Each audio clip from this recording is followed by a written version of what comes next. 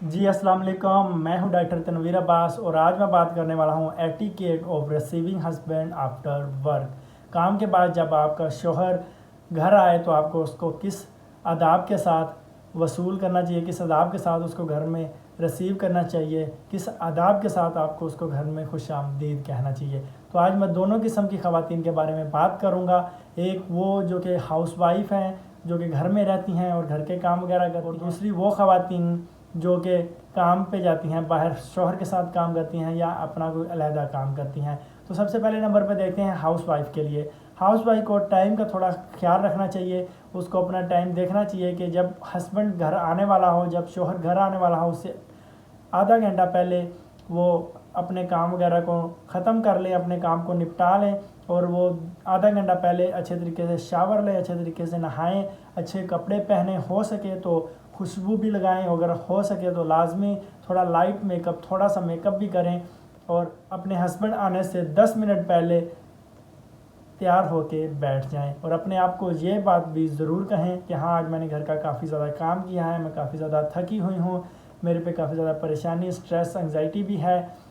और घर में कोई और प्रॉब्लम्स और परेशानी भी हैं, जैसे कि घर का फ्रीज़र ख़राब है या कोई और भी बच्चों की प्रॉब्लम है। लेकिन मैं ये सारी प्रॉब्लम, ये सारी एंग्जाइटी अभी इसको इधर ही छोड़ूंगी जो कि काम की हैं, घर के काम की वजह से हैं। उनको मैं अपने हस्बैंड पे प्रेशर नहीं डालूंगी और जब मेरा हस्बैंड वापस आएगा तो उसको मैं रिलैक्स करने का पूरा टाइम दूंगी। उसके बाद दूसरे नंबर पे जो ख़वातीन हैं जो कि जॉब्स वगैरह करती हैं, उनको सिंपल वही 10 मिनट वाला फार्मूला अपनाना चाहिए जो कि मैंने लास्ट वीडियो में बताया था, etiquette of going home after work में। वो फार्मूला क्या था? वो फार्मूला ये था कि आपको 10 मिनट की ब्रेक लेनी है काम के बाद और अपने आप को ये बताना है कि हाँ, आज मैंने काफ़ी मेहनत से काम किया है, मैं काफ़ी ज़्यादा थक चुकी हूँ, काफ़ी ज़्यादा परेशानी और एंग्जाइटी है मुझ पे, लेकिन मैंने इस सब चीज़ों को काम की जगह पे ही छोड़ के जाना है क्योंकि ये सब चीज़ें काम की जगह की ही हैं और इनको मैं घर में लेके नहीं जाऊंगी और अपने घर का सुकून तबाह नहीं करूंगी। अगर हम इन फार्मूलों को अपनाएं तो हम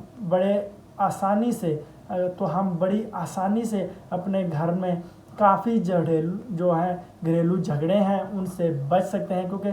अक्सर झगड़े तभी होते हैं जब एक शख्स काफ़ी थका हारा हुआ और दूसरा शख्स अचानक उस पर आके बोलने लग जाए, अचानक उसको कंप्लेंट्स बताने चल लग जाए और इस तरह से पहले ही शख्स थका हुआ होता है और फिर जब उसको अचानक कंप्लेंट्स और प्रॉब्लम बताई जाती हैं तो और ज़्यादा चिड़चिड़ा होता है, उस पर ज़्यादा एंग्जाइटी होती है और इस तरह से जो घर के झगड़े हैं वो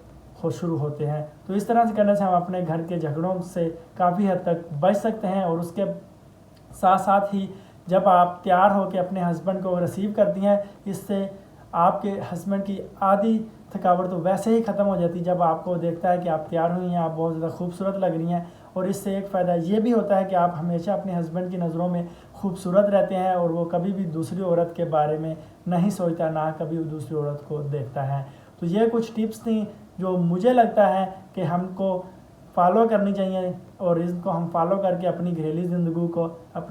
ज़िंदगी को और ज़्यादा बेहतर कर सकते हैं। तो इसी के साथ मैं वीडियो का अख्ताम करना चाहूँगा। आप अपना और अपने प्यारों का बहुत बहुत ख्याल रखिएगा। शुक्रिया।